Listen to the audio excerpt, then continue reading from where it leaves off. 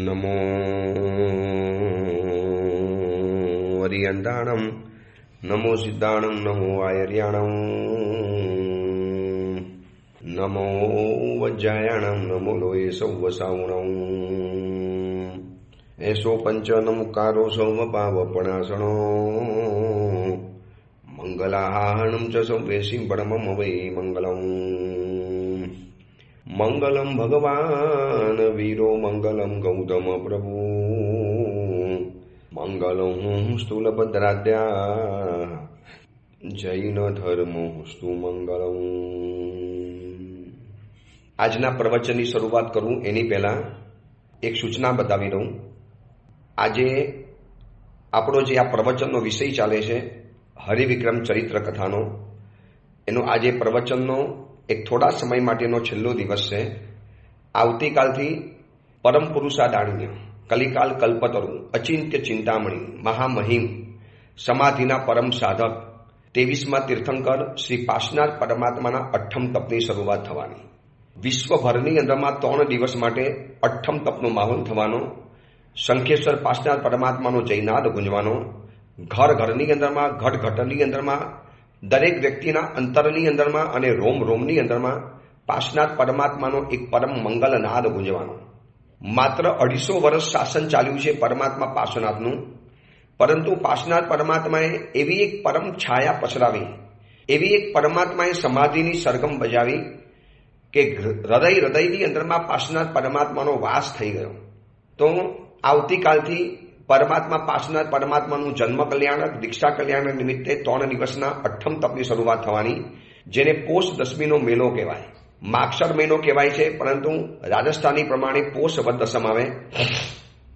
તો આ પરમાત્માની આપણે અદ્ભુત ભક્તિ કરવાની છે 3 દિવસની અંદરમાં.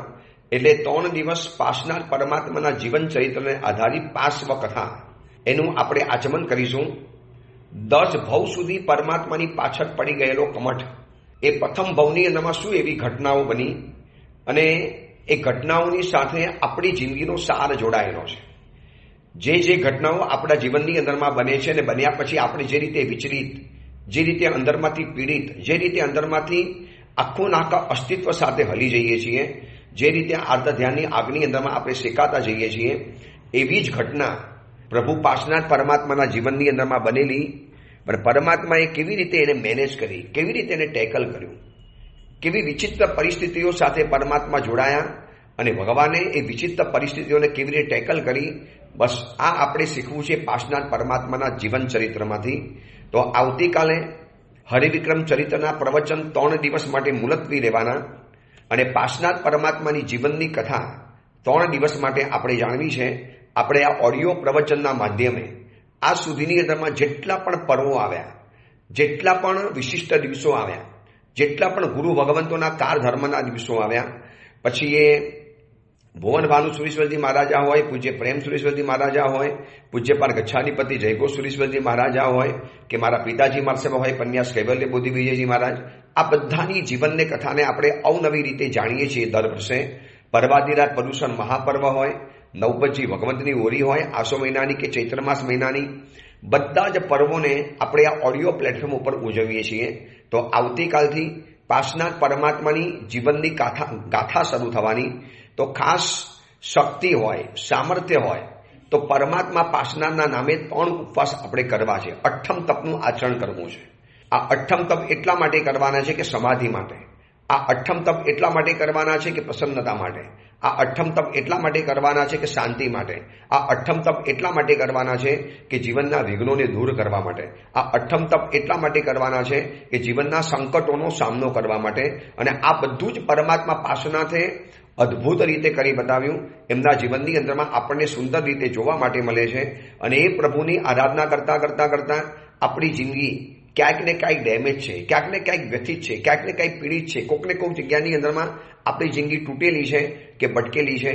તો આ બધાની સાથે જિંદગીમાં જીવવાનું તો છે, તો કેવી રીતે જીવવું એ આપણને પાર્શ્વનાથ પરમાત્માની જીવન કથા બતાવે છે. એટલે શક્તિ હોય તો હજી એક દિવસ આપણી સાથે છે. જો આપણે આ પ્રવચન તમે સવારે સાંભળતા હો, કદાચ રાતના સાંભળતા હશે, એને કદાચ ટાઈમ નહીં મળે, પણ સવારે જે સાંભળે છે એને હજી અત્તરપાણું કરવાનો લાભ મળે છે. શક્તિ છે, સામર્થ્ય છે, અગર તાકાત છે, ક્ષમતા છે, તો પછી અઠ્ઠમ તપ કરી જ લેવો છે. કદાચ અઠ્ઠમ તપ ન થાય તો એના ઓપ્શન તરીકે સાકરનું પાણી, ખીરનું પાણી અને ભર્યા ભાણાનું એકાસનું, આ 3 દિવસની રીતે અઠ્ઠમ તપના ઓપ્શનની અંદરમાં પણ આરાધના થાય છે. અગર તમારા શ્રી સંઘની અંદરમાં સામૂહિક અઠ્ઠમ તપની આરાધના થવાની હોય તો એની અંદરમાં જોડાઈ જજો. હું અત્યારે છું મહાવીર ધામ શ્રી સંઘની અંદરમાં, ત્યાં પણ અઠ્ઠમ તપની આરાધના થવાની છે. એક જ પરિવારે સમગ્ર લાભ લીધો છે. લગભગ 250 થી 300 જેટલા અઠ્ઠમોનું આયોજન થશે. 3 દિવસના વિશિષ્ટ પ્રવચનો ચાલશે. 3 દિવસ પરમાત્માની ભક્તિના મુજરા ચાલશે. તો જેની પણ ભાવના થતી હોય તો શ્રી તમે જે પણ સંઘમાં છો એ સંઘના આયોજનમાં જો અઠ્ઠમ થતા હોય તો અઠ્ઠમ, નહીતર સંઘની અંદરમાં આ પણ 3 દિવસની વ્યવસ્થા રાખતા હોય છે. સાકરનું પાણી, ખીરનું પાણી, ખીર અને ભર્યા ભાણાનું એકાસનું. કદાચ સંઘમાં ન થતું હોય તો પોતાના ઘરની અંદરમાં પણ કરી અને આ પાસનાથ પરમાત્માની ઉત્તમ આરાધના આપણે ઉજવવી છે, કરવી છે. એ ભાવ સાથે આજે પહેલેથી એડવાન્સ બતાવી દઉં જેથી કોકને આરાધના કરવાનું મન થાય. હવે આપણે પ્રવચન શરૂ કરીએ છીએ, જે આપણું રોજનું દૈનિક પ્રવચન છે. પ્રવચનનો વિષય છે ભયને ભયભીત કરનારો એક વડવીર, રાજપુત્ર હરિવિક્રમ. આજથી આશરે 1000 વર્ષ પૂર્વે બનેલો 4750 શ્લોક અને 10 સર્ગની અંદરમાં વહેંચાયેલો હરિવિક્રમ ચરિત્ર નામનો આ ગ્રંથ. ભયની જે ગ્રંથિ મનની અંદરમાં બંધાઈ ગઈ છે અને ક્યારેક ક્યારેક એવા અવસરે આ ભય અંદરમાંથી ઉત્પન્ન થઈ અને આપણી ગતિ પ્રગતિને રોકે છે, આપણી સ્થિરતાને ડામાડોળ કરી દે છે. પછી એ ક્ષેત્રની અંદરમાં આપણે સક્ષમ છીએ, કરવા માટે સમર્થ છીએ, છતાં પણ આવી બધી દુવિધા થશે કે નહીં થાય, થશે કે નહીં થાય, આ બધી દુવિધા આપણને ઢીલા કરી દે છે. તો આવી ભયની ગ્રંથિ ઉપર વિજય કેવી રીતે પ્રાપ્ત કરવો એ આપણને આવી કથાઓ દ્વારા જાણવા માટે મળે છે. આ કથાની અંદરમાં આપણે ત્યાં સુધી પહોંચ્યા હતા કે આપણે છેલ્લે એ વાત જોઈ કે એક મંત્રી પોતાના રાજ્યની કેટલી નિષ્ઠા સાથે સેવા બજાવે છે. દરેક વ્યક્તિ જો પોતપોતાના કાર્યક્ષેત્રમાં, પોતપોતાના જવાબદારીના ક્ષેત્રની અંદરમાં જો આટલા બધા જાગૃત હોય, કર્તવ્યનિષ્ઠ અને કર્તવ્ય પરાયણ હોય તો કદાચ સુવર્ણયુગ આજે જ ધરતી ઉપર ઉતરી પડે. પણ આજે લગભગ મોટા ભાગના ક્ષેત્રની અંદરમાં તમે જોવા માટે જાઓ તો પોતપોતાની ડ્યુટીની અંદરમાં ઉપેક્ષા ભાવ છે. તમને એના માટે નિમ્યા છે, તમને એના માટેનો પગાર મળે છે, તમે એના માટે નિમણૂક થયેલા છો, તમારી એના માટેની ગોઠવણ થયેલી છે, તમારે આ જ કામ કરવાનું છે, તમને એના માટેના પગાર પણ મળે છે, છતાં પણ તમે જો કાર્ય કરવાની અંદરમાં હા ના, આગળ પાછળ, પછી કરો અને કર્તવ્યની અંદરમાં પીછેહટ કરો તો પછી આ કથા આપણને સમજાવે છે કે આપણા જેમાં કદાચ હલકા અને નીચ બીજા કોઈ નહીં હોય. જવાબદારીમાંથી પાછા ભાગવું એ તો કેવી રીતે ચાલે? જો દરેક વ્યક્તિ આવી રીતે પોતાની જવાબદારીમાંથી ભાગશે તો આ સંસારની વ્યવસ્થા કેવી રીતે ચાલશે? આ વિશ્વની વ્યવસ્થા કેવી રીતે ચાલશે? રાજકારણીઓને જે ખાતું મળ્યું છે, ખાતાની અંદરમાં એને નિષ્ઠા સાથે પ્રયત્ન કરવાનો, જી જાન સાથે પ્રયત્ન કરવાનો. આપણને અત્યારે સદનસીબે આ દેશની અંદરમાં જે માનનીય વડાપ્રધાન મળ્યા છે નરેન્દ્ર મોદી સાહેબ, તમે જોઈ લો એને એક વખત. એક યોગી કક્ષાનું આ વ્યક્તિનું જીવન છે. રાત દિવસ પોતાના કાર્યની અંદરમાં રચ્યા પચ્યા રહે છે, પોતાના દરેક કાર્યોની અંદરમાં આકંઠ ડૂબી જાય છે. એક પણ જગ્યાની અંદરમાં કાંઈ કામની કચાશ નહીં. દિવસના 20-20 કલાક રાતના સુવાના સમયમાં પણ કામ કરતા જાય અને સાથે સાથે નિષ્ઠા, પ્રમાણિકતા, દેશરાજ. કદાચ આ વ્યક્તિને આપણે ઓળખી નહીં શકીએ. કદાચ રાજકારણનું જે ગંદકી છે એ ગંદકીની અંદરમાં આ વ્યક્તિને એ લોકો ઓળખીને અંદર તો માનતા હશે કે આના જેવો માણસ કદાચ નહીં મળે ભવિષ્યની અંદરમાં. આ હિન્દુસ્તાનનો ઉદ્ધાર કરવા માટે જાણે કે આ માણસનો જન્મ થયો હોય.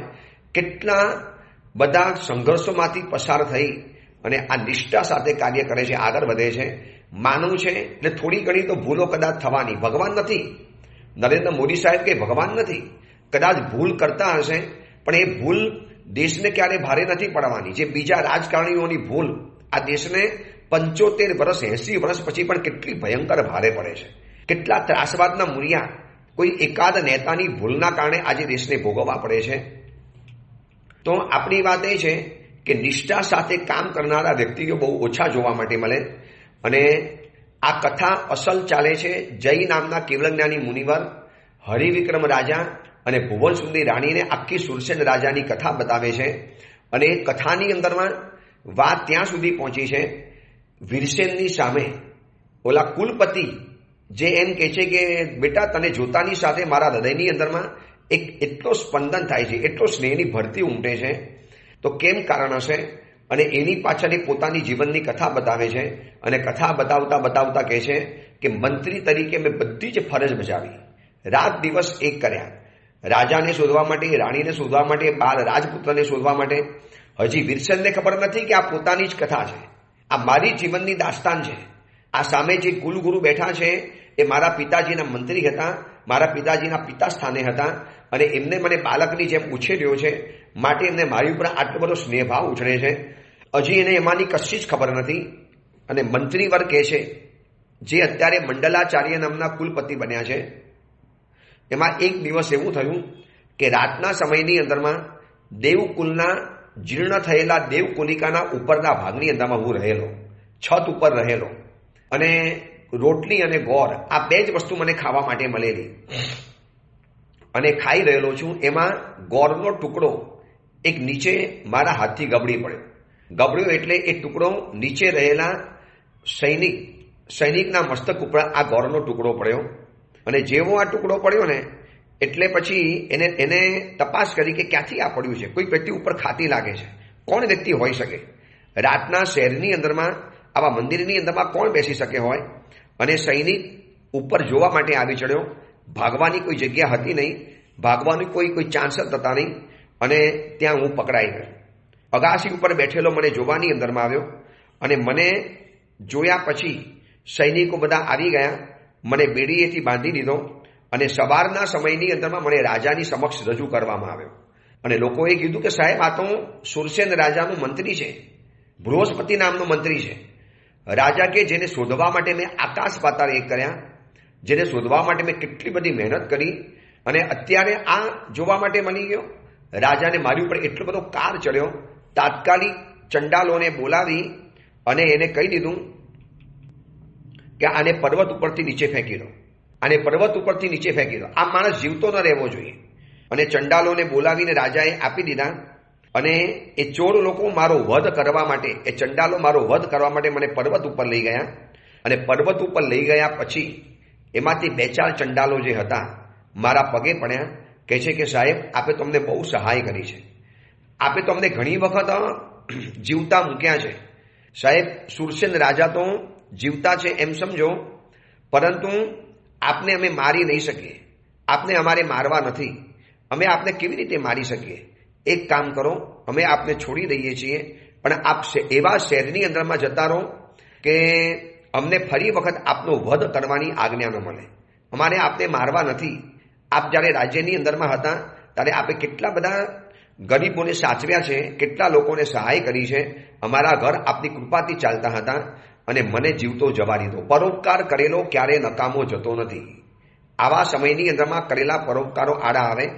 અને હાથમાં તીક્ષ્ણ લઈને ચંડાલો બોલ્યા કે નૃસિંહ રાજા આપની ઉપર કોપ કરેલો છે, એટલા માટે આપને અમારે મારવા તો પડશે જ, પરંતુ અમે આપને નહીં મારીએ, આપ અહીંયાથી નીકળી જાઓ.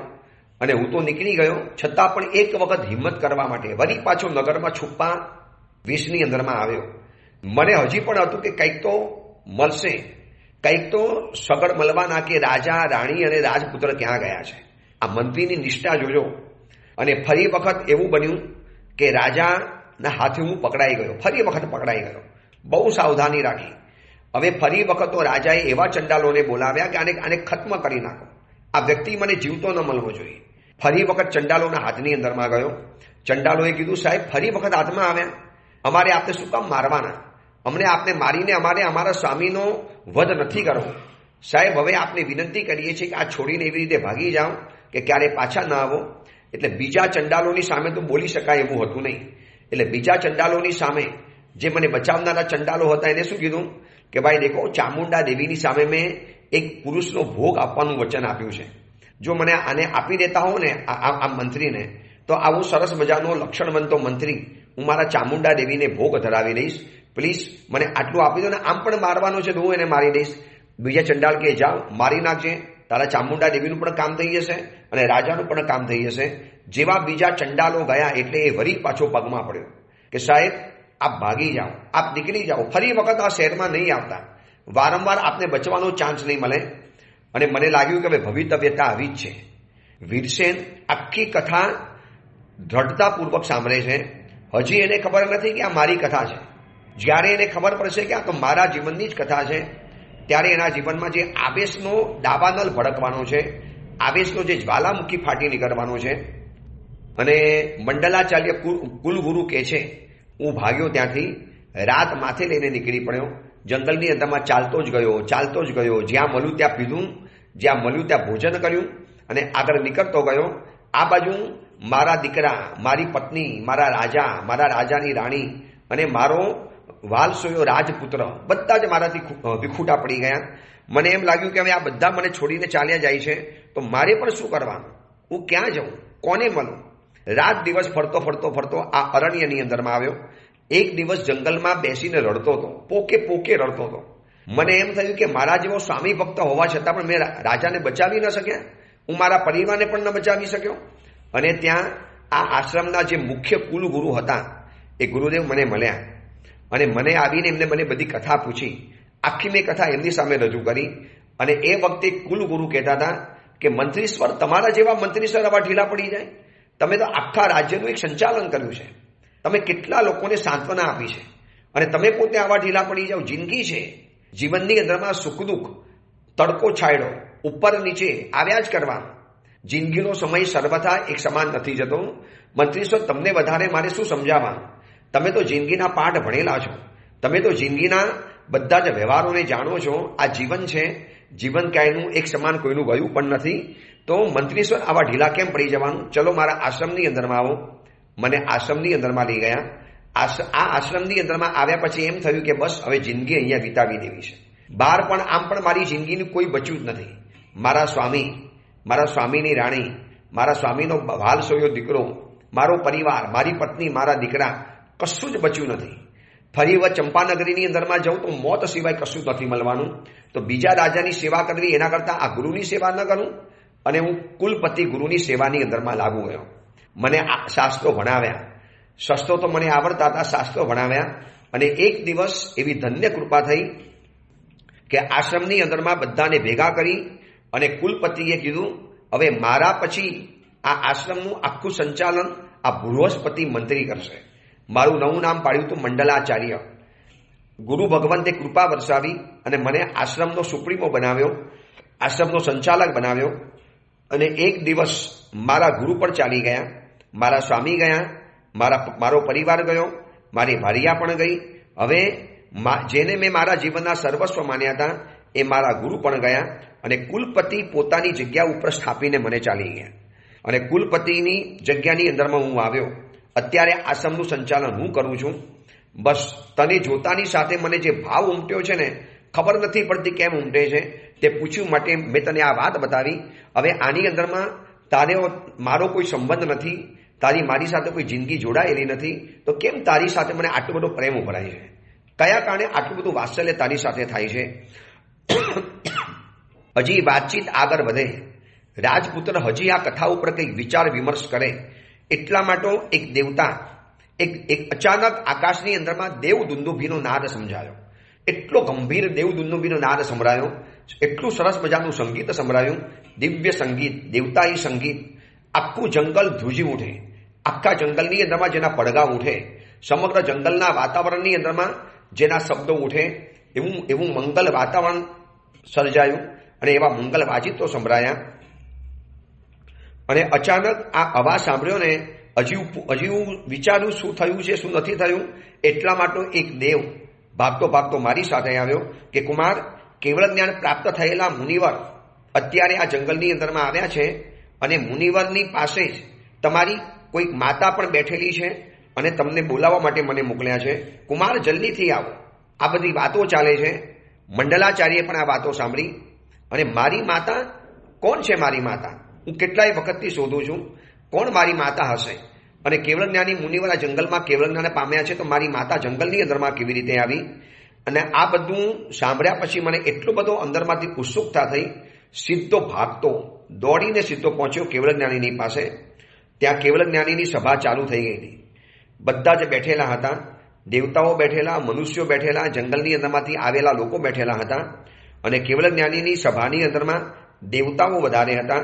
સુવર્ણ કમલ ઉપર મુનિવર બેઠેલા હતા. અને મુનિવરે સભાસદોને દયાના સાગર એવા મુનિવરે દયા ધર્મની આખી વાત સમજાવી કે જૈન ધર્મની અંદરમાં દયા એ સર્વોપરી છે. અહીંયા સૂક્ષ્મ જીવોની પણ દયા બતાવી છે, નિગોદના જીવોની પણ દયા બતાવી છે. જેના તરફ કોઈની પણ નજર ન જાય એવા જીવોની આપણે દયા કરવાની બતાવી છે. આંખેથી દેખાય એવા જીવોની દયા તો બધા જ કરે, પણ જે જીવો આંખેથી દેખાતા નથી એવા જીવોનું કોણ, એવા જીવોની દયા કોણ કરવાની, એવા જીવોનું સંભાળ કોણ રાખવાનું, આ બધી જ વાતો બતાવી.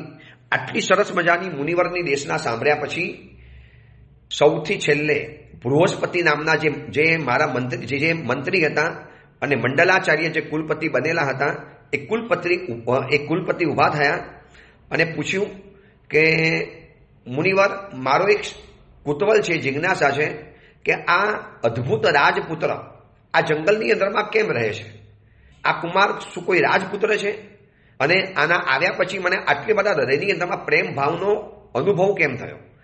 હું તો સંન્યાસી છું, સર્વ સંસાર ભગાવી દીધો છે, વર્ષોથી એકલવાયી જિંદગી જીવું છું, આ જંગલના એકાંત ભાગની અંદરમાં રહું છું, તો છતાં પણ મને આ વ્યક્તિ ઉપર આટલો બધો પ્રેમ કેમ ઉભરાય છે, જે અમારા સંન્યસ્ત અવસ્થાની અંદરમાં ન હોવો જોઈએ? દરેક વ્યક્તિ સમાન હોવી જોઈએ, પણ આની ઉપરનો આટલો બધો પ્રેમ કેમ ઉભરાય છે કે મને આનો કંઈ સંભળાવશો? આની હકીકત મને સંભળાવી બતાવો ને, શું કારણ હશે? અને એ વખતે કેવળ જ્ઞાની મુનિવરને જ્યારે આ ખુલાસો પૂછે છે અને હવે આખો થવાનો છે ઘટસ્ફોટ, અને એ વખતે મુનિવર કહે છે કે કુલપતિજી, આ રાજપુત્ર એટલો બીજો કોઈ નથી. તમે પૂર્વ અવસ્થાની અંદરમાં બૃહસ્પતિ નામના મંત્રી હતા, તમે સુરસેન રાજાની સેવાની અંદરમાં રહેતા હતા, અને સુરસેન રાજાનો જે એકલો દીકરો હતો, જે એકલવતો પુત્ર હતો, જે એકલવાયો દીકરો હતો, જેને માનીને પ્રાપ્ત કરેલો હતો, ઇન્દ્ર મહારાજાના આશીર્વાદથી જે પુત્ર પ્રાપ્ત થયેલો, એ પુત્ર એટલે બીજું કોઈ નહીં, આ વીરસેન છે. આ જ વીરસેનને જોઈને તમને આટલો બધો ભાવ આવે છે. અને આ સાંભળ્યા પછી કુલપતિથી રહેવાયું નહીં. મુનિવર બેઠા છે, દેવતાઓ બેઠા છે, સભા બેઠેલી છે, અને એટલો બધો હૃદયનો ભાવ ઉમટી પડ્યો. સીધા જ દોડીને વીરસેનને ભેટી પડ્યા. ચોધાર આંસુ એ રડી પડ્યા. આ સુધીની અંદરમાં ડાબેલા બધા જ આંસુ બહાર નીકળી પડ્યા. અચ્છા, તું જીવંત છે? મને તો એમ કે તું મરી ગયો હશે, તારા પિતા ક્યાં છે ખબર નથી, અને તું મને જીવતો જોવા માટે મળ્યો. આંખ ઉપર, ગાલ ઉપર, ગાલ ઉપર, વાર ઉપર, ગળાની અંદરમાં બસ એને ચુંબન કર્યા કરે, ભેટ્યા કરે, ભાલ કર્યા કરે. અને એ વખતે મુનિવરને પૂછે છે કે આ જ વીરસેન જેને જોવા માટે મારી આંખો તરસતી હતી, જેને જોવા માટે હું ચાહતો હતો. અને આ દેવતાઓએ જ્યારે આ બધું જોયું ને કે આ કુલપતિ આટલો બધો પ્યાર કરે છે, એટલે એ લોકોએ પૂછ્યું કેવળ જ્ઞાની મુનિવરને કે સાહેબ, આનો શું સંબંધ છે? આની સાથે શું આનો સંબંધ રહેલો છે? અને વળી પાછી મુનિવરે આખી કથા સભાની અંદરમાં સંભળાવી બતાવી કે આ વીરસેનનો જન્મ થયો, એના કારણે 4 વર્ષ થયો ત્યારે આકાશની અંદરમાં એવી આકાશવાણી થઈ હતી, ભવિષ્યવાણી થઈ હતી કે આ ભવિષ્યની અંદરમાં ચક્રવર્તી સમ્રાટ બનવાનો છે, ચક્રવર્તી સમાન બનવાનો. એટલે 8000 રાજાઓ ભેગા થઈને યુદ્ધ કરવાની અંદરમાં આવ્યા. અને આના પિતાજી સુરસેન વીરતા અને પરાક્રમ સાથે લડતા હતા, પરંતુ સૈન્યનો નિયમ ભંગ કરી અને એમને ઘેરી લેવાની અંદરમાં આવ્યા. વન દેવતાઓએ બચાવી લીધા. અને તમે બચાવ્યા પછી આકાશ માર્ગે જ્યારે ઘાતકી ખંડમાં લઈ જાય છે ત્યારે એ સમયમાં વિમાનમાંથી નીચે પડેલો આ વીરસેન નામનો નાનો દીકરો હતો. દેવતાઓ, તમને ખબર છે ને, તમે જેને બચાવેલો છે. હવે દેવતાઓને ખબર પડી કે આ વીરસેન અમને કેવી રીતે મળ્યો. વીરસેનને હવે ખબર પડી કે આ બૃહસ્પતિ માંથી મંડલાચાર્ય બનેલાને એને આટલો બધો મારી ઉપર પ્રેમ કેમ છે. હવે એને ખબર પડી વીરસેનને કે મારી જીવનની અસલ કથા શું છે. મારા પિતા તો વીરસેન રાજા છે, મારી માતા તો ઘાતકી ખંડની અંદરમાં જીવે છે, દેશ નિકાલ થયેલા છે, જેમને દેશ નિકાલ કરવાની સજા આપવાની અંદરમાં આવી છે, જેમનું રાજ્ય હડપી લેવાની અંદરમાં આવ્યું. મારા પિતાજીની સાથે એક રાજાએ યુદ્ધ કર્યું હોત તો બધાને હરાવી શકતા હતા, પરંતુ મારા પિતા સાથે દગો થયો, ગદ્દારી થઈ, વિશ્વાસઘાત થયો, નિયમ ભંગ થયો. હવે આ બાજુ મુનિવર બેઠેલા છે કેવળ જ્ઞાની મુનિવરે બધી જ આખું ચરિત્ર પ્રત્યક્ષ બતાવી દીધું. કેવળ જ્ઞાની મુનિવરે બધી જ વાતો બતાવી દીધી, પણ વીરસેનના હૃદયની અંદરમાં ભૂકંપ મચ્યો છે. વીરસેનના હૃદયની અંદરમાં ઉથલ પાથલ મચી છે. વીરસેનની આંખોની અંદરમાં ક્રોધનો લાલાશ અને અગ્નિ પેદા થયો છે. જાણે કે એવો અગ્નિ પેદા થયો કે આખા વિશ્વને ભસ્મ કરી નાખ્યો. પોતાના પિતાની આ હાલત, મારી માતાને આટલું બધું સહન કરવું પડ્યું. મને પણ નાની ઉંમરે માતા પિતાનો વિયોગ થયો અને મારી માતા પિતા પણ વિયોગની અંદરમાં દુઃખી થયા હશે. અને અમારા આ નિષ્ઠાવાન મંત્રી બૃહસ્પતિ મંત્રીને પણ પોતાના ઘરબાર છોડવા પડ્યા. એટલો ભયંકર કોપ ચડ્યો, એટલો ભયંકર દાવાનંદ અંદરથી પેદા થયો છે. જાણે કે બસ એક જ્વાલામુખી હવે ફાટવાની તૈયારીમાં છે. છતાં પણ એનો સંયમ છે, એનો વિવેક છે. મુનિવરની પાસે બેઠો, કેવળ જ્ઞાની મુનિવર છે, તાર તો કશું નથી બોલતા. અને બૃહસ્પતિ મંડલાચાર્ય એને અત્યંત પ્યાર કર્યો છે. અને આ બાજુ કેવળ જ્ઞાની મુનિવરની દેશનાને સાંભળ્યા પછી આ મંડલાચાર્ય અને બીજા બધા અન્ય તાપસોએ એ કેવલી મુનિવરની પાસે સંયમ જીવનનો સ્વીકાર કર્યો. ગુરુદેવ, આમ પણ અમે અડધી રિક્ષા તો પાડતા હતા જ. હવે એમને સાચો માર્ગ મળ્યો છે. અમે બસ આ સંયમ જીવનનો સ્વીકાર કરીએ છીએ. અને કેવળ જ્ઞાની મુનિવર પાસે બધા સંન્યાસીઓએ બધાએ જ એમની પાસે ધર્મનો સ્વીકાર કર્યો, સંયમનો સ્વીકાર કર્યો. અને વન દેવતાએ કેવલી મુનિવરને પૂછ્યું. હવે કેવલી મુનિવર વિહાર કરવાની તૈયારી કરે છે. જંગલની અંદરમાં આવેલા કેવળ જ્ઞાની મુનિવરની એક દેશના. હવે કેવળ જ્ઞાની મુનિવર દેશના આપે અને એમાંથી પૂછવાની વાત જ ન હોય, કેટલો અદ્ભુત વૈરાગ્ય રસ ભાવતા હોય. હવે જ્યારે કેવળ જ્ઞાની મુનિવર આ બધા જ મંડલાચાર્ય ઇત્યાદિ સર્વ મુનિવરોને દીક્ષિત બનાવી અને જ્યારે વિહાર કરે છે, અને એ વખતે વન દેવતાઓએ કેવલી મુનિવરને પૂછ્યું કે ગુરુદેવ, જતા જતા કૃપા કરી આપો ને. આ અમારો જે સ્વામી છે, અત્યારે અમારો આ જે મિત્ર છે વીરસેન, શું એના શત્રુઓનો પરાભવ કરી શકશે? એના શત્રુઓ સાથે બદલો લઈ શકશે? ફરી વખત એના માતા પિતાને મળી શકશે? એના માતા પિતાનો મેલાપ થવાનો? અને ફરી વખત આ દીકરો શું સંસારના સમ્રાંગણની અંદરમાં જીતી બતાવશે? અને કેવળ જ્ઞાની મુનિવર કહે છે કે આ વીરસેન પુણ્યનો ભંડાર છે, અતિ પુણ્ય લઈને આવેલો છે. શત્રુઓનો જબરજસ્ત પ્રહાર કરશે. માતા પિતાને ફરી વખત પોતાના દ્વીપની અંદરમાં લઈ જનાર છે, રાજ્ય પાછું સોંપનાર છે. પરંતુ આના જીવનની અંદરમાં સંકટો ઘણા આવવાના છે. ખૂબ બધા સંઘર્ષો, ખૂબ બધા સંકટો આના જીવનની અંદરમાં ઘેરી વળ્યા છે. અને જરૂર એ પરાભવ કરશે, રાજ્યની પ્રાપ્તિ કરશે અને ઉજ્જવલ ભવિષ્ય બનાવશે. એની કથા વર્ષો સુધી દુનિયાની અંદરમાં અમર બની જવાની. આમ કહી મુનિવર તો ચાલી ગયા. અને આ સાંભળ્યા પછી, મુનિવરના ગયા પછી એના હૃદયની અંદરમાં જે કોપ ચડ્યો છે, એના હૃદયની અંદરમાં જે દાવાનલ પેદા થયો છે, એમ થાય કે આખા જંગલને સળગાવી નાખું. હમણાં જઈને ચંપાનગરીની અંદરમાં ધમાલ મચાવી નાખું. ચંપાનગરીના નુપસી રાજાને હમણાં જઈને પરભ્રષ્ટ કરી એને પ્રાણ હરણ કરી લઉં. એટલો ભયંકર કોપ ચડ્યો છે, એટલો ભયંકર કોપ ચડ્યો છે. મુનિવરને વંદન કર્યા. મંડલાચાર્ય પોતાના બૃહસ્પતિ જેવા, પોતાના પિતા સમાન એવા મંડલાચાર્યને નમસ્કાર કરી પોતાના ઘરે જઈ અને વન દેવતાઓને ભેગા કરીને કહે છે કે બસ આપે મને બચાવ્યો, રક્ષણ કર્યું, મને મોટો કર્યો. એનો આભાર હું જિંદગીની અંદરમાં ક્યારે પણ નહીં ભૂલું. આજે મને મારી અસલ કથા ખબર પડી. તમે પણ અજાણ્યા હતા, હું પણ અજાણ્યો હતો. હવે જે વ્યક્તિએ મારા પિતાનું આટલું બગાડ્યું છે, એનો ક્ષત્રિય દીકરો જો એનો બદલો ન લે તો પછી મારા જીવનને કલંક લાગે. મારે એ રાજાને મારવો નથી, ખોટી રીતે હેરાન નથી કરવો, પણ મને એને ખોટી રીતે હેરાન કરે, મારે એને છોડવો પણ નથી. શત્રુઓનો પરાભવ કરવો છે. મારા હૃદયની અંદરમાં એટલો બધો આવેશ પેદા થયો છે, એટલો ભયંકર આવેશ પેદા થયો છે કે ન પૂછો વાત. બસ મને રજા આપો. મારે મારા પિતાના રાજ્ય ઉપર જઈને વિજય પ્રાપ્ત કરવો છે. દુનિયાને બતાવી દેવું છે કે જે વીરસેનની આકાશવાણી થયેલી હતી એ સાચી હતી. એ લોકો અત્યારે એમ માને છે કે આ લોકો તો ભાગી ગયા, આ લોકો તો રણ છોડીને ભાગી ગયા, આ લોકો તો હારી ગયા, આ લોકોની જિંદગી તો ખતમ થઈ ગઈ. હવે મારે બતાવવું છે કે એની જિંદગીને હું કેવી ખતમ કરું છું. અને પોતાના વન દેવતાઓની આજ્ઞા લઈ, વન દેવતાઓની અનુમતિ લઈ અને વન દેવતાઓએ કીધું કે ક્યારે પણ કોઈ પણ જગ્યાએ તમને જરૂર પડે અમને નિસંકોચ યાદ કરી લેજો. અમે સતત તમારી સેવાની અંદરમાં સાથે જ છીએ અને તકલીફની અંદરમાં હર હંમેશ અમે તમારી સાથે રહેવાના છીએ. આ બાજુ નિર્જન એવા જંગલની અંદરમાં રાજપુત્ર વીરસેન ચાલવાનું શરૂ કરે છે. મનની અંદરમાં ક્રોધનો અગ્નિ ધકે છે, પણ વિવેક છે માટે કંટ્રોલ કરી શકે છે. એને એમ થયું કે બસ સીધો જ હલ્લો કરવો છે ચંપા નગરી ઉપર. પરાક્રમ તો એનું હતું, એના પિતાજીની પરંપરા મળેલી હતી અને વન દેવતાઓનું શિક્ષણ હતું. વન દેવતાઓ પાસેથી પણ અદ્ભુત શસ્ત્ર અસ્ત્રનું જ્ઞાન મળેલું છે. એટલે જીત તો નક્કી છે, પણ ક્યાંથી શરૂઆત કરું? ચંપાનગરીની અંદરમાં જવું છે એટલે ચાલતો જ જાય છે, ચાલતો જ જાય છે, ચાલતો જ જાય છે. ચાલતા ચાલતા ચાલતા ચાલતા જંગલમાં જે પણ મળે ખાઈ લેવાનું, પાણી પી લેવાનું, ભયંકર બદલો લેવાની. અંદરમાં આગ ધકે છે. એમાં જંગલના એવા પરેશની અંદરમાં પહોંચી ગયો છે કે વળી પાછું નાનકડું સંકટ એના જીવનની અંદરમાં આવ્યું. કેવળજ્ઞાની મુનિવરે કીધેલું ને કે આના જીવનમાં સંકટો ઘણા આવવાના છે.